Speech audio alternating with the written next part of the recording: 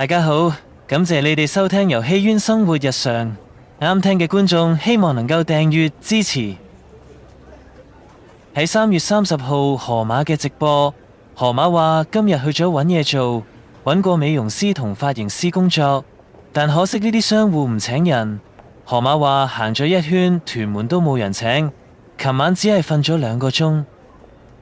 河馬又補充，收銀員、售貨員、服務員佢都可以去做，但最緊要係近屋企。關於創業嘅事，河馬話完咗官司先諗，佢同鄉嘅老姊妹都認同呢點。咁河馬，你點解唔嘗試喺網上嘅勞工處網站揾工呢？你唔知人哋請咗人未，就亂咁問，又唔知邊度有職位空缺，就成個屯門周圍喺度亂咁走，咁係唔係白白浪費咗體力同時間呢？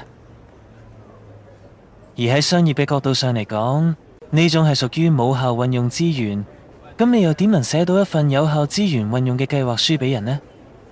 河馬又透露，如果佢穿埋對鞋，會有一啲6、3米高，而佢穿緊嘅嗰對鞋係真牛皮做嘅，可增高3至4厘米。河馬不滿黑網台亂作佢矮，又不滿黑網台話佢對鞋係低價貨。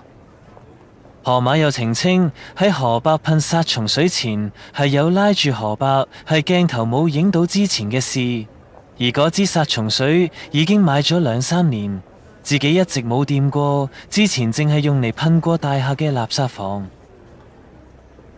以我嘅觀察，只有河伯聽河馬指令，冇話河馬聽河伯指令嘅。河伯一反對就只會俾河馬鬧到狗血淋頭，所以係冇可能河馬叫河伯唔好噴，河伯仲夠膽屎噴噶。第二，喺影片中，我完全睇唔到河馬有任何阻止河伯嘅意圖，甚至可以話係配合河伯嘅行動。試問，如果之前係阻止河伯嘅，會唔會反差咁大？喺一陣間就變成協助河伯攞出殺蟲水呢？之後，河馬走咗入一個商場後冇咗信號，但係佢就好似唔知道咁，繼續做咗約40分鐘嘅冇聲冇話直播。